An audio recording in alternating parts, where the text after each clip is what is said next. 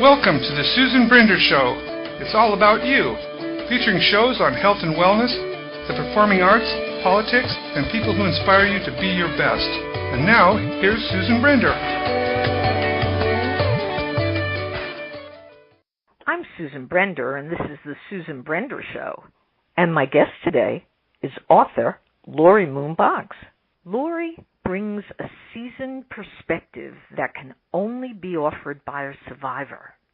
Laurie's an adult child of alcoholics, a survivor of drunken drive crash, legislative reformer, grieving parent, public speaker, interfaith minister, after-death communicator, intuitive, inspirational teacher, and an integrative, spiritual, energetic coach.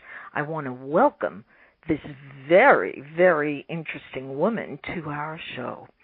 And so, Laurie, tell me something. Yes, yeah, welcome, first of all. Thank you, and thank you for having me on your show. You know, I'm delighted to have you on my show because, wow, you've survived a drunken driving crash. Tell me about that. The paradox from the drunk driving crash and the premises of my book, Hitting Fear Head On, both my parents were alcoholics and drunk with me as a child. And then 37 years later, my family was hit on by a drunk driver. My little boy was killed, and he was a miracle after 7 years of infertility, 3 miscarriages, and 4 surgeries.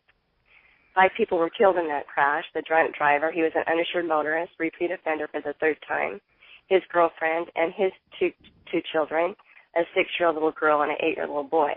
And my little boy was 8. And then my husband and I barely survived it. That's absolutely a tragedy. How did you survive it? I mean, it's a very horrible thing to have to experience. Why? Are you one of the people who have that kind of spirit that you're able to get through something like that? Surprisingly, I think so. I never thought I was that way in my life, but I know now that with what I've gone through, I have a very, very strong spirit, a strong chi, which is an energetic term, that I have practiced doing Vipassana meditation, and then I had a near-death experience. I actually had 2 of them, and I believe that from those 2 near-death experiences, there was divine intelligence that gave me support that I didn't understand then, but I understand now. You talk about being able to have this divine. Tell our audience, what's that experience about? Well, the divine experience is a near-death experience, and I actually had 2 of them, and they were polar opposites. One was when I was on the table. They were removing my spleen, and I didn't have any anesthetic. It wasn't working. So I moved my hand and to tell them I needed pain medicine because I was intubated. And the nurse said she's had a horrific day.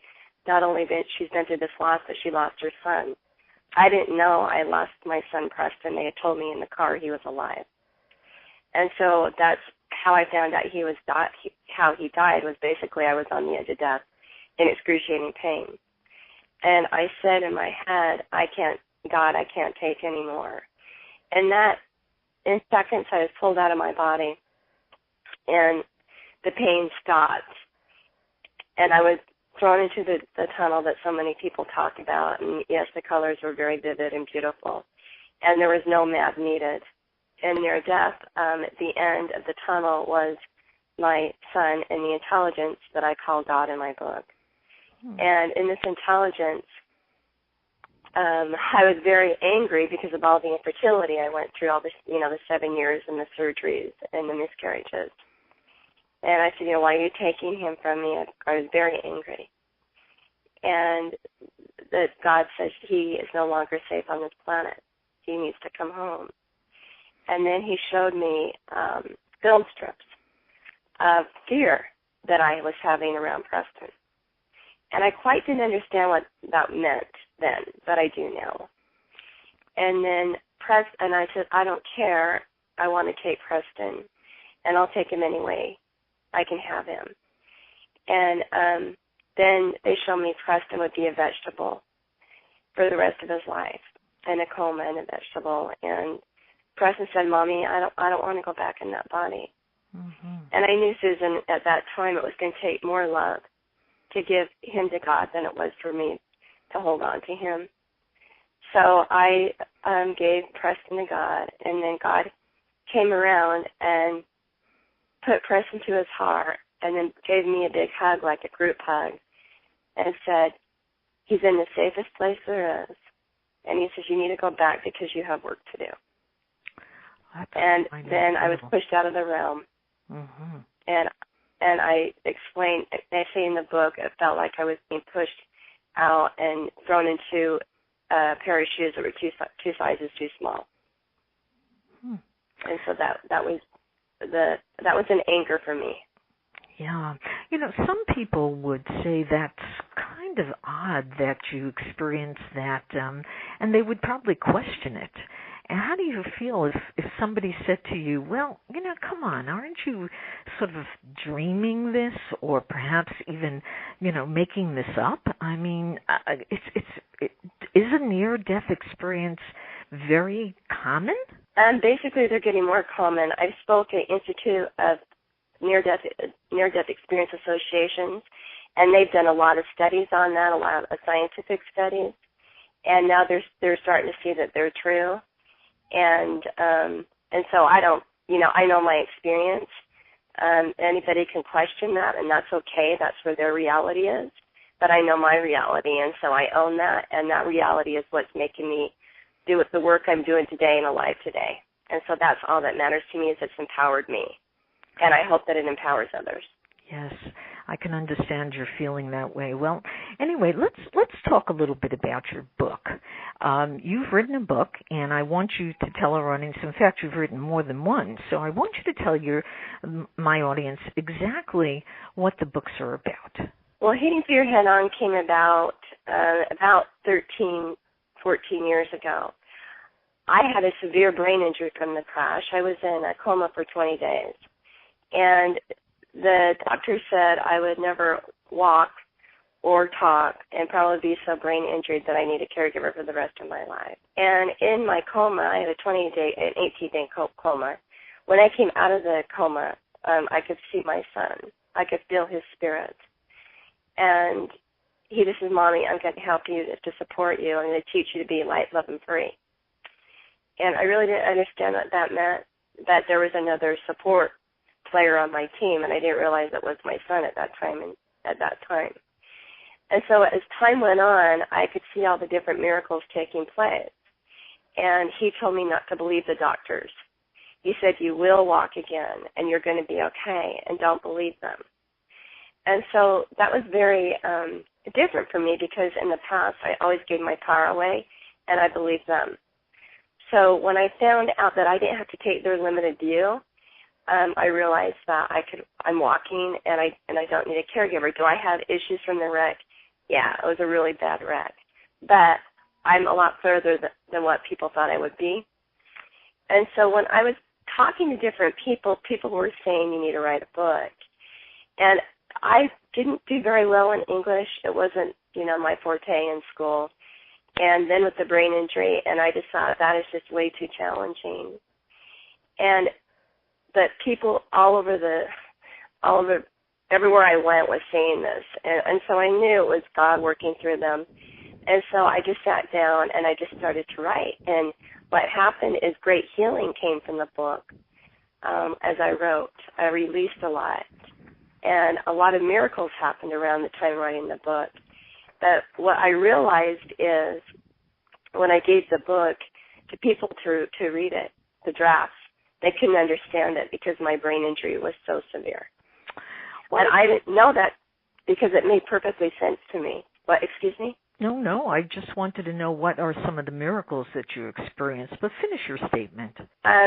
Well, then my husband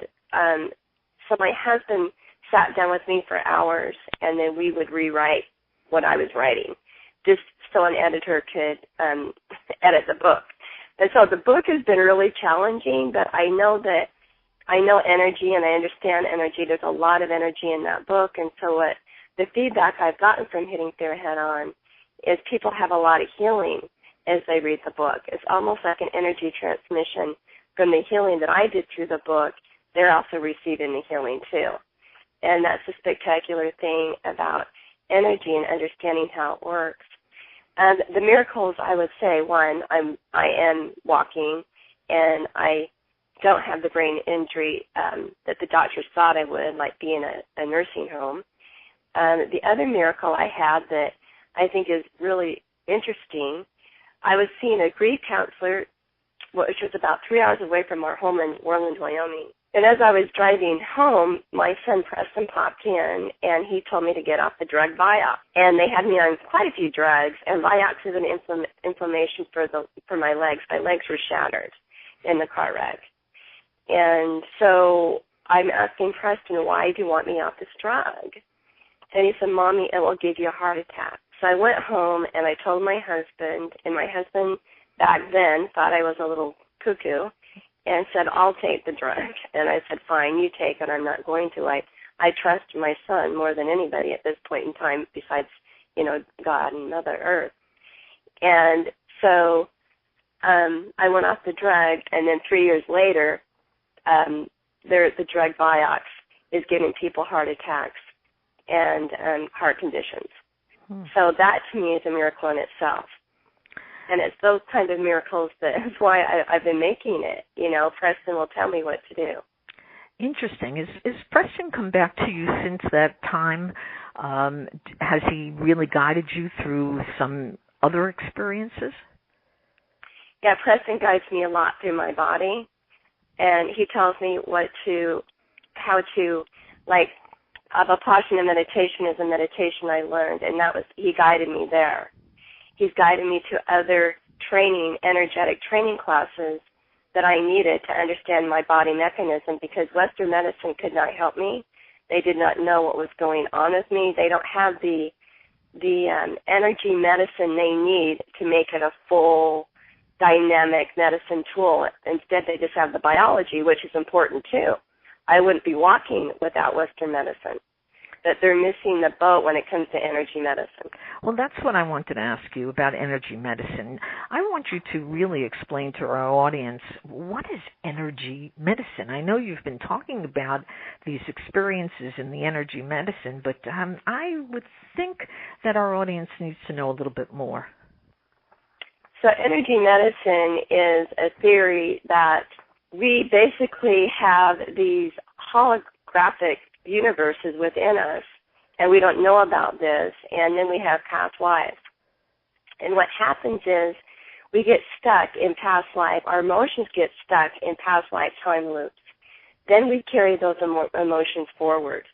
Then we wear those emotions, and they become unconscious players in our system.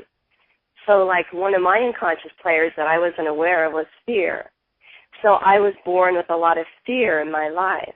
And I remember being born, and I talked to my mother about it. I remember the fear I felt coming into my body, and that I didn't see her for 3 days, and how hard it was for me not to be bonded with her.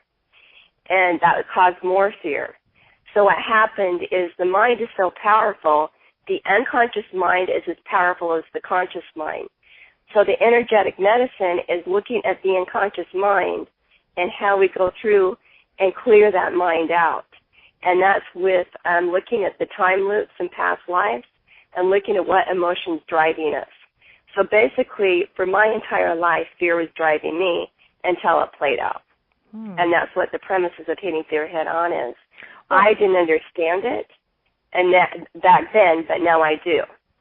So do you share that hitting fear, with other people in any kind of circles? Do you sit together with others who have experienced the same as you and share how they could get through it easily? Yes, I do that. I've helped a lot of people, and I'm on disability because of the car wreck. And I still have challenges with my health. I have multiple chemical sensitivities. I was injured in the car wreck because they gave me too many antibiotics, which has played havoc in my system. And but as far as the circles go, yes, I've helped a lot of people with their energy so that they can. It's called an energy block. So I don't know if you've ever had this a pattern that shows up in your life over and over and over and over and over and over, and you can't see it. Well, I have the vision to see it now because of everything I've been through. Wow. And then they see it, they acknowledge it, and then they get an energy shift is what I call it, and then they can go out about their life, and then pretty soon another pattern will show up because we're all working through the dynamic of different patterns. It's basically in our DNA. If you want to look at it a Christian preview, you know, it would be the sins of the father. So basically when we are born, we have ancestral DNA, and then we have our past life DNA. So those two unconscious players are playing in the unconscious mind. And this is really, you know, what quantum physics is really understanding the two and how they play and where they're driving us so that we become the driver of our vehicle and they don't. And it's very symbolic in my life because obviously I wasn't the driver of my vehicle when we were hit head on.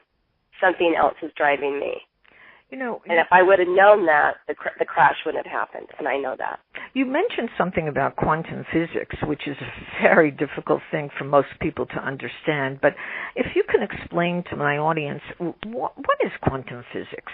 To me, quantum physics is understanding the mind, again, the unconscious mind, and how it plays, and what tools we need to use to dissolve that aspect of the mind. So when we can have those tools and we dissolve the aspect of the mind, what happens is our consciousness up levels and we get more plugged into divine. The more plugged into divine we are, the more we embody the divine. The more we embody the divine, the more safe we are, the more secure we are, and the external things on this world won't matter. What matters is the internal field within ourselves, and that's really where the true safety lies. We have been programmed and conditioned that thinking everything is external, with money, with materialism, with all the addictions we have. So when we can see that this is just players playing us and we come into ourselves, then that is the key for freedom. You know, we're going to take a short break now, Laurie, and we'll be back in just a moment.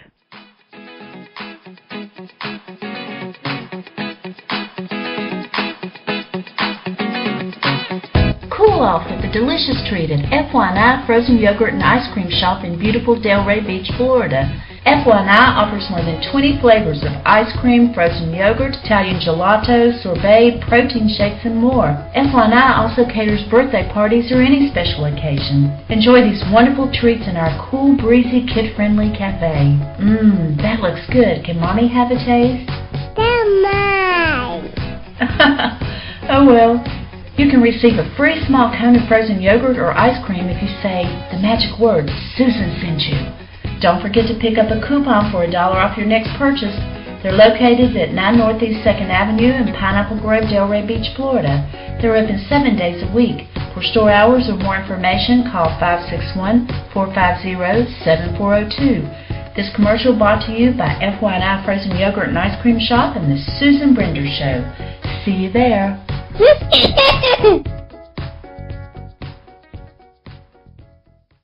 So we're talking to Laurie Boggs. She's a parent who has no greater fear than the loss of a child. Well, you know, what if you knew with chilling certainty that your child was going to die but did not know exactly how and when? What if you survived the accident that killed your child? These are the questions that come to life on the pages of Hitting Fear On, which is Laurie Boggs' new book. You know, Mary Ann Williamson, a #1 New York Times bestselling author, says that Laurie Boggs has been wounded by the darkest and redeemed by the light. What she's been through and what she's learned is a message of inspiration and hope for everyone. She turned tragedy into opposite, not just for herself, but for anyone who reads her story. And Richard Paul Evans, also #1 best-selling author, says Laurie Boggs' survival of the tragic ordeal makes her a heroine in my eyes. Her book, Hitting the Fear On, is a true life account that is gripping and compelling. This book is a true testament to the power of love, courage, and fortitude. You'll be very touched, he says. So when Laurie, when Marianne Williamson and Paul wrote this story and said something wonderful about you, what did that make you feel like? I was very surprised when I received those endorsements. I am speechless, basically, by both of them, because they're both very mainstream, beautiful authors, and they have great books out there. And so I felt very honored, very, very honored, because it was such a struggle to get the book out, and then for them to take the time and to read my book and getting those endorsements, to me it was a true blessing and a miracle to show that my work and what I learned and what I went through is really worthy of helping people. So now, what exactly are you doing? At this point in time, I'm still on the healing path of healing my body. It's been a challenge, but I know that I flip from the victim to survivor. I don't play in the victim role. My body is a map, and that's really what I realized. I'm so empathic, and I'm so sensitive to energies, to other people's energies, that I'm constantly on the healing path of purification.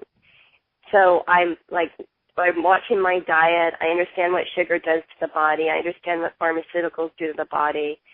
I understand what gluten does to the body. All this stuff I can't be on. My son is basically telling me now purification is another key to going inside our body and embodying it. Because what happens when we have impure food or impure thoughts or anything like that running the show within our body, then we can't plug into divine grace. And so that's really what I'm doing is I know the only way out of here is in. And as you go in, things come up in your body to release and to heal. And so that's really what's going on with my body. I'm just in a place of understanding that there's layers. It's like an onion that comes up, and I heal it. And it's not that I don't want to be done with this. I do, believe me, that this is just the path I'm on, and I believe on some level I'm creating the template, the energetic template for other people to follow. Okay, so let's talk a little bit about that template. I think it's very necessary for people to understand little aspects of what it is that you call your template. Tell us about it. Well, the template, the energy system is we're all energy. I mean, on the highest level, I'm coming at a view of eagle view, because we get really confused in communication. There's, I would call snake view, which is, where people aren't very awake. And then there's hummingbird view, where we're trying to see things. We're starting to wake up. We're starting to understand what the mind's doing. And then we go to eagle view, and that's the view of the highest. And so when you come from the highest view, you can see that everything's energy, and that goes back to the energy medicine. And so with the template, what happens is you start understanding, you get more space in your field. You start seeing more, so you start seeing the manipulation. You start seeing that you really don't want to put meat in your body that and where an animal's been abused, because, and this is what happened to me. I'm so sensitive, I would feel the abuse in my body. Or I was eating cheese, and I was getting deadly sick, and I didn't know why, so I had to go to a nutritionist, an Ayurvedic medicine doctor, and she told me that cows are much like mothers. When their children are taken away, their calves are taken away, they grieve like we do. So now I'm not only grieving my son, but now I'm also grieving the calf. I'm also grieving the cow because the calf was taken away. So, when you start understanding everything has a connection and everything is participating together, you really have to start looking, what am I putting in my body? Because when you put that in your body, that becomes your reality, even though you don't know it. So we want to come from a very pure place, and that's not easy. It's very, very challenging, and I'm not saying it is easy.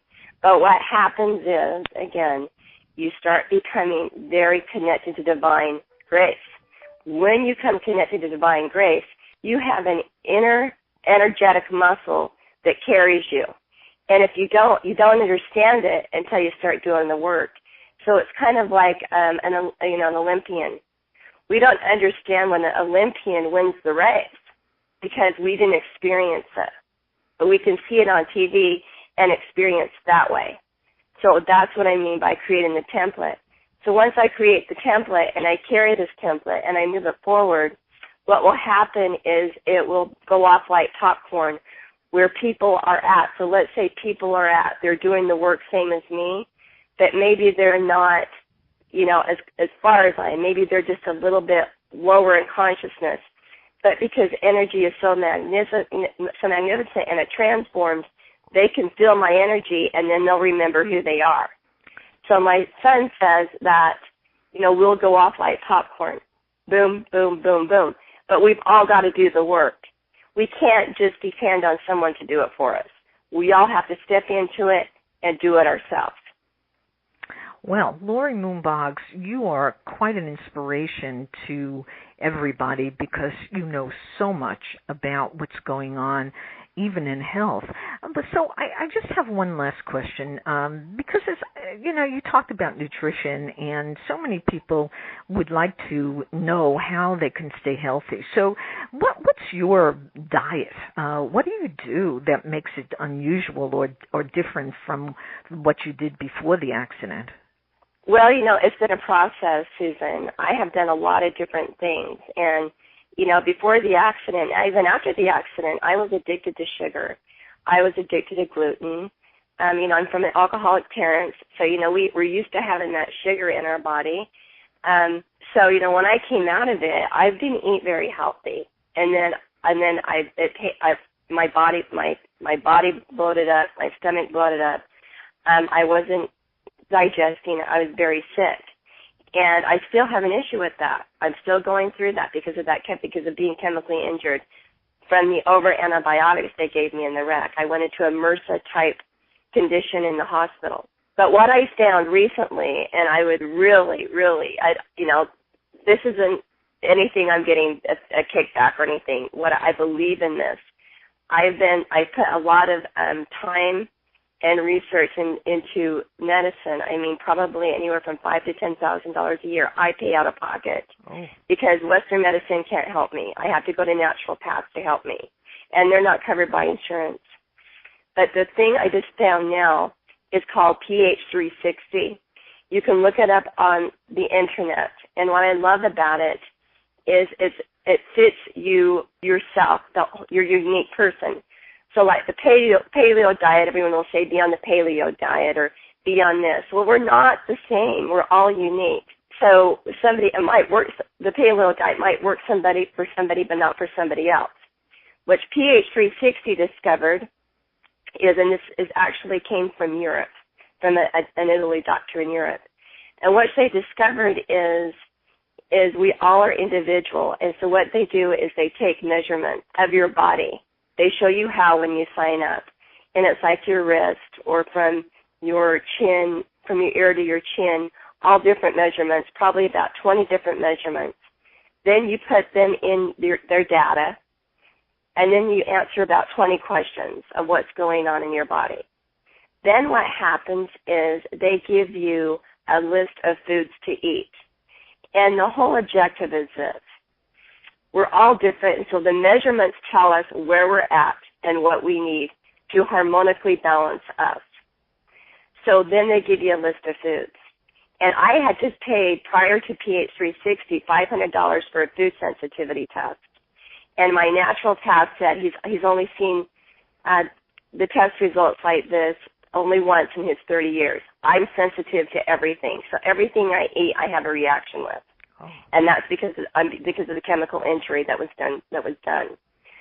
So what pH 360 has done that's a little different is they've given me foods that I really haven't eaten in my life, like seaweed, water chestnuts, things that aren't really been part of my diet. What has happened is when I started pH 360, I weighed about 145. I'm down to 115 now. Oh, boy. Am I 100% better? No. But is my gut gone down? Is the inflammation gone down in my body? Yes. So finally, I've seen some results, and I'm not jumping from one to the other. The other thing pH 360 looks for is your they look at your biorhythm. So they look at your birth date, and then they also look at your environment. And that, to me, is key, because what happens in this planet is we try to put everybody in the same box, and it's not working. We're all unique. We all have different needs within our energy system, and pH 360 has figured it out. And so, to me, it's just a company that a man developed because he was dying. He learned pH 360, and it saved his life. This is his passion, and he's trying to get it out there. It's not a multi-level company or anything like that. It's just a company that's trying to integrate this particular mindset that's out of the box, and trying to help it with our alternative doctors and Western medicine doctors. So then it's another connection so that we can get more healthy in this world, because at this point in time, the environment has been so unhealthy with everything going on. Well, I've been talking to Laurie Boggs, who's written a book called Hitting the Fear Head-On. I suggest that anybody who wants to learn a little bit of the notion of losing a child and also staying healthy and various other things, just buy Laurie's book, Hitting Fear Head-On.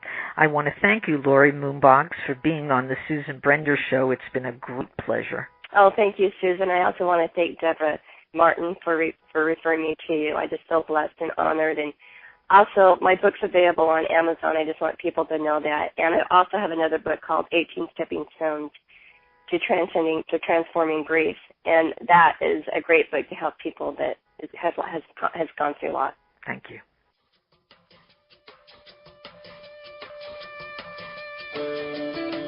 Thank you for listening to The Susan Brender Show.